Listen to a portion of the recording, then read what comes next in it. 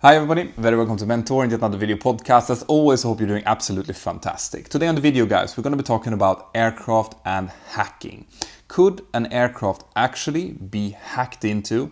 What could a pilot do about it? And what other systems could potentially be affected? Stay tuned. Wind 31016, 31 right, right on right. Circle land, 31 right. Delta 260, reduce. This video is brought to you by our new sponsor, NordVPN. Now, NordVPN is a service that will help you protect your data, your emails and your Wi-Fi from snooping eyes and people hacking into your system and stealing your stuff, okay? The 501st of you who uses this link here below, yes, the 501st, will get a whopping 75% off their 3-year deal, and that comes down to only $2.99 a month. So if you watch this video, you will understand why it's important for you to use a service like this.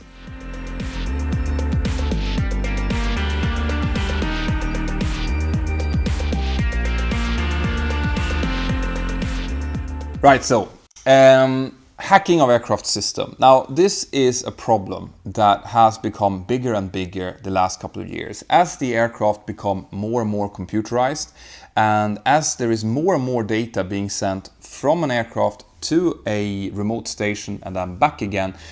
There is always a bigger and bigger chance of the aircraft being attacked by malicious operators, by hackers.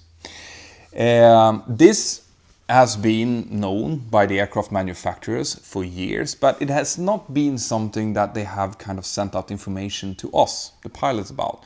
Now, this seems to be something that is being taken care of on a more like a corporate level. There has been report, the Department of Homeland Security in the US reported back in 2015 that they had successfully been able to hack into their own 757 while it was standing on the ground using basically off-the-shelf stuff that you could bring through security and through the radio communication system. They didn't disclose what systems they had been able to hack. That was for security reasons. And they didn't disclose basically anything. They just said that they had gained access to the aircraft. There's also been report by a private hacker, Ruben Santamarta, back in 2017, and he said that he, by building a small radio receiver and an antenna that he kept in his backyard, had been able to access the in-flight entertainment systems of aircraft flying above. So this would lead us to believe that there actually is a threat out there. Okay, so what could we expect that hackers actually could gain access to, and what could they not gain access to? Well, in order to understand this, you have to understand a little bit about how the computer systems inside of an aircraft works. Okay. First of all, the most modern aircraft types out there are very heavily computerized. They have basically computers doing everything from managing the flight control surfaces to sending out the in-flight menus. But what you have to understand is that the aircraft manufacturers are well aware on these modern types that the systems are built this way. So they have, brought the security, cybersecurity, into the way that the aircrafts are being designed. So these systems, like the system that you can access from your chair in the back, and the flight control systems are completely separated, both by space, by infrastructure, by system, by computer language. Everything is separated to make sure that there shouldn't be any kind of way that someone can access the aircraft control system from the in-flight entertainment system. And this, it kind of speaks for itself. So that on modern aircraft is not seen as a huge problem. Okay, the Boeing and Airbus and Embraer and all the other aircraft manufacturers out there, they are well aware of this problem, and they're working to stay one step ahead of the hackers all the time. Okay, but the problem comes a little bit when you have older types of aircraft, because the lifespan of an aircraft is 20, maybe 30 years. And of course, if you go back 20, 30 years in computer technology from today, it's a completely different time. It's like seeing dinosaurs walking around. So the aircraft like the one I'm flying, the 737 or the Airbus 320, or aircraft that were older, well, they they will have computer systems that weren't really designed to counteract hackers or cyber attacks. But the positive thing there is, of course, that they also weren't as computerized, and they also weren't as integrated as the modern airliners are. So the computer systems that we have on board the 737, I can't talk about Airbus because I don't know them that much, but on the 737 is basically confined to giving us navigational data. It's not so much, there's not fly-by-wire on the 737. The 737 actually still have physical wires going from the yoke back to all of the control surfaces. So yeah, there could be a way for someone to potentially put damaging malware into an update of our navigational programs, for example.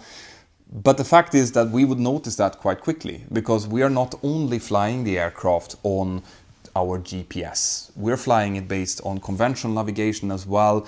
We're cross-checking all the navigation we do against different outside sources. So it's not GPS, it's, for example, radio beacons, distances to radio beacons. And we also have an onboard system called an IRS system, which are basically laser gyros that are updating our system in real time and comparing it with the GPS system. So anytime that there would be something wrong with the database or with the GPS receivers or anything that could actually be attacked by hackers, well, we would very quickly find that out and we could revert to a different system. All right. So that's the good thing. Though, what kind of systems could we think about that could potentially be attacked then? Well, the first and most obvious system is obviously the Inflight entertainment system. That's where you guys buy your Wi-Fi or order your food or whatever it might be.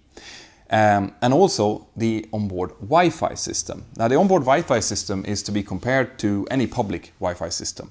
Okay, and as you know, if you connect yourself to a public Wi-Fi system without a VPN, like for example from NordVPN, you know that your data can be swooped up fairly simply, and they can find out things like your personal details, your pictures, your Wi-Fi passwords or other passwords, your card details, things like that. So that would be fairly easy for a savvy hacker to access.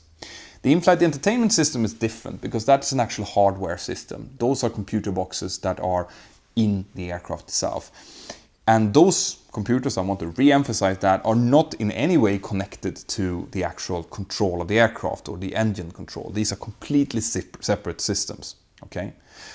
But that doesn't mean that a computer breach wouldn't be terrifying, because you could imagine a hacker hacking into the in-flight entertainment system and suddenly sending out a message to all the passengers on board saying that they have taken control of the aircraft. That would create panic. Or sending out that there's a problem with the aircraft, or just doing something that would be malicious. It would be frightening, it would be terrifying, but it wouldn't be dangerous. All right? So, but since this is a potential, it means that the manufacturers, once again, are aware of this problem and working hard to make sure that there are proper firewalls, proper protocols in force in order to keep this from happening. So that's the in-flight entertainment and the onboard Wi-Fi. Those are probably the most vulnerable systems today. And the Wi-Fi system tends to be an external operator who's taken care of. So it's not the airline, it's an external operator who provides the Wi-Fi, and they have to work on their cybersecurity to make sure that that is okay.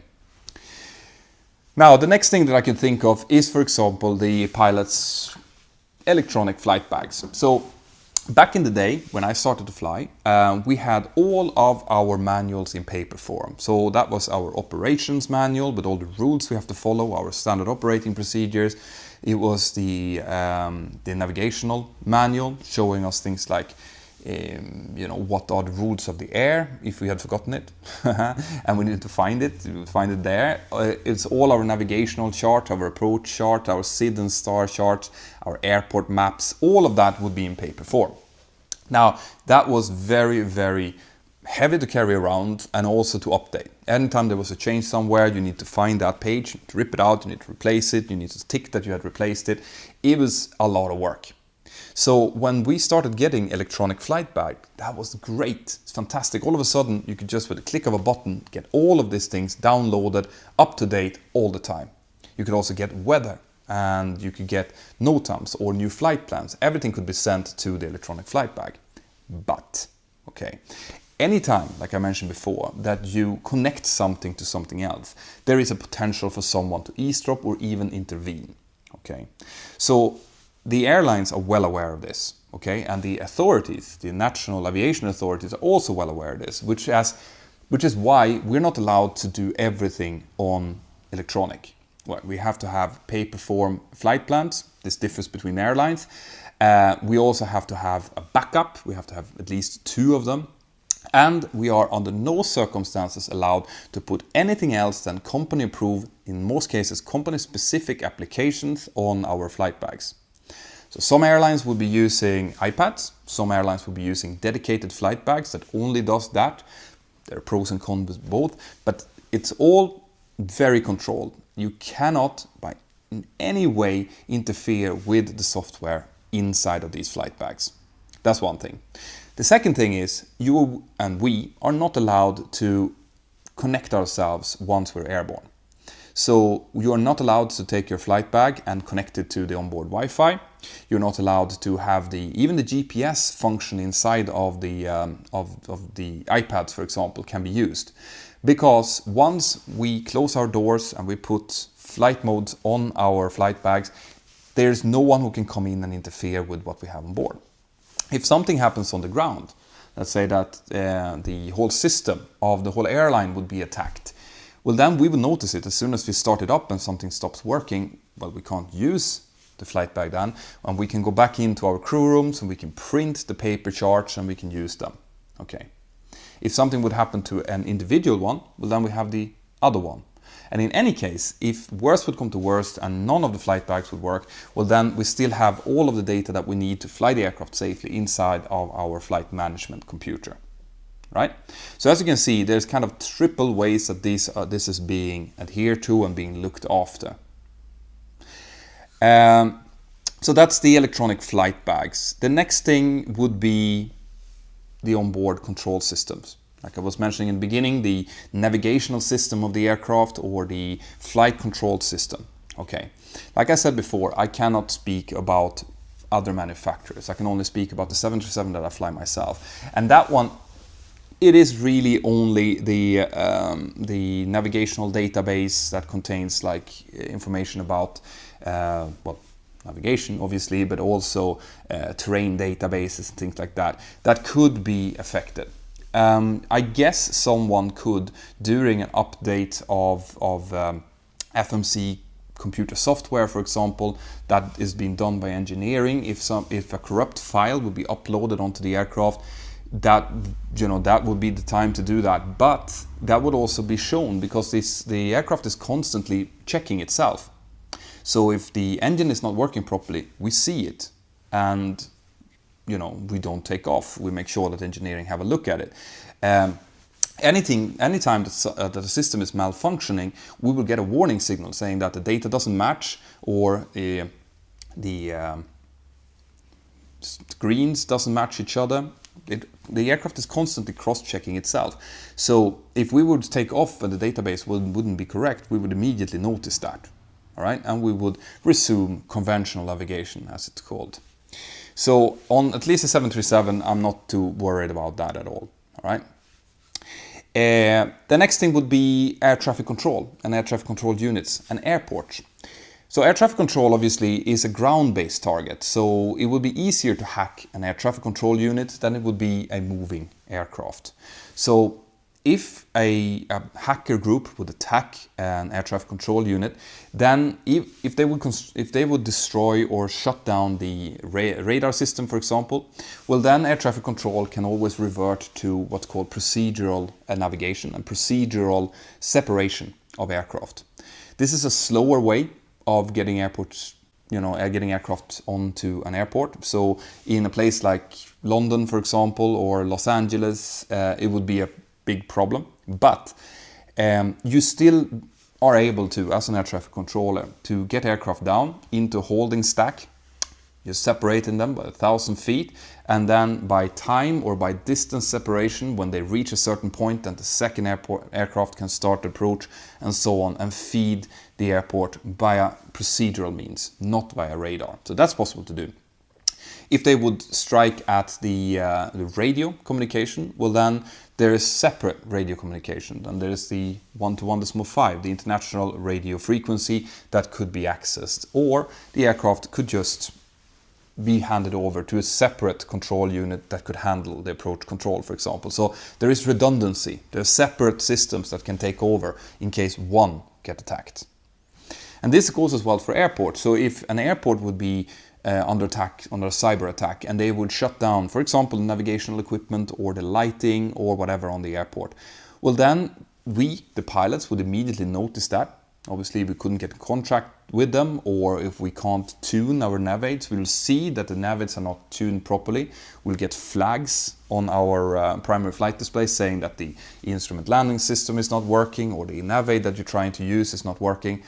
And if that's the case, we will simply divert.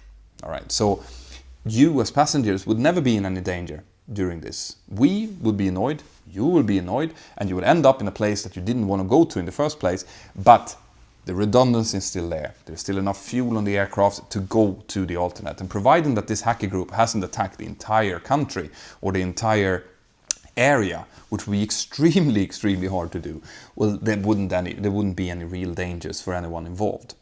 All right? So these are the things that I can think of off the top of my head that could be attacked. There has been reports. There was an FBI cyber expert that claimed that he had been able to access an aircraft's control computers while using the in-flight entertainment system. And he said that he could briefly get the aircraft to fly sideways. That's his words, not mine.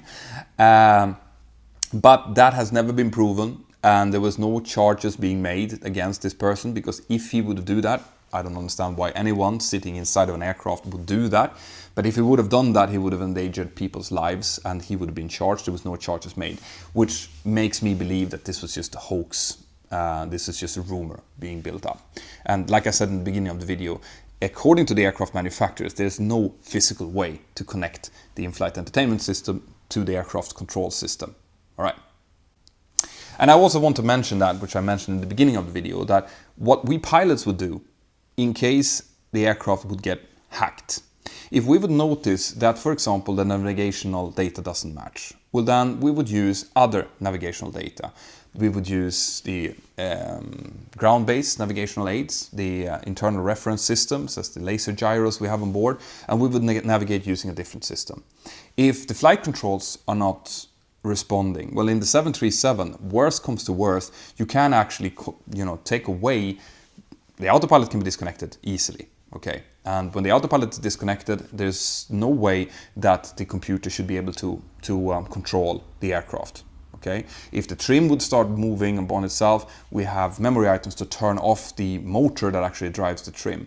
And even worse comes to worse, if the hydraulic systems are lost, the aircraft can be flown like a huge Cessna using the control column and the wires that are physically connected to the flight controls. So there's always a way for us to keep control of our aircraft, providing that the aircraft itself is structurally sound.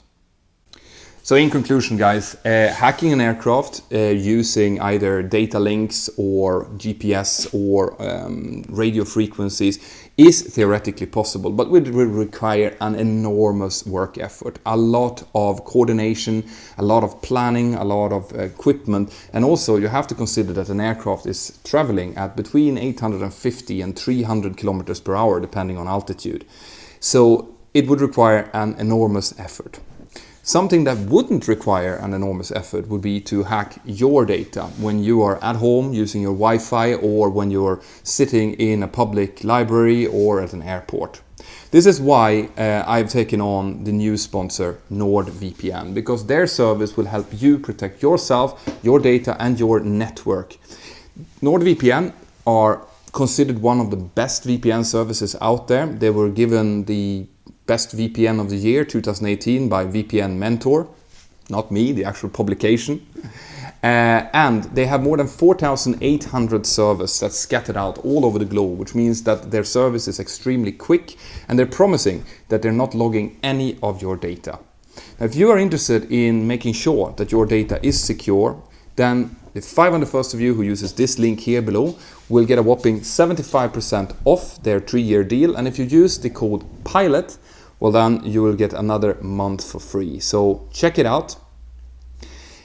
And if you guys are interested in continuing to discuss aviation, it might be hacking of aircraft, or it might be aircraft structures or different aircraft, or which aircraft is actually the coolest one out there, well then I highly recommend that you get the Mentour Aviation app. Now it's completely free. You have the links here in the description of the video. Just go in there, log in, get yourself a nickname, and then tag @Mentor if you want to talk directly to me or any of the fantastic people, the 15,000 people that are already active every month inside of the app. So do that, check it out. I'll see you inside of the app, and have an absolutely fantastic day wherever you are. And me and Pachi will see you next time. Bye-bye. Pachi!